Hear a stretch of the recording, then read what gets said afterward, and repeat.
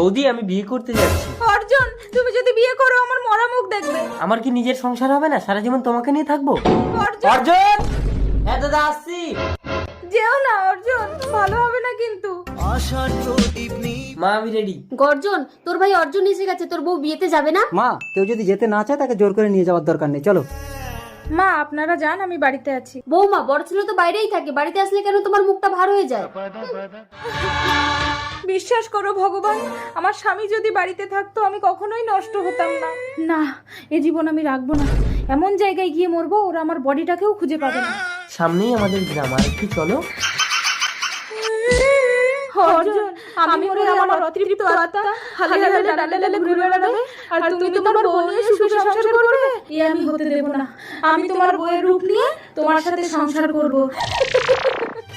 বড় বৌমা বেরিয়ে এসো, ছোট বৌমাকে বরণ করে ঘরে তোলো।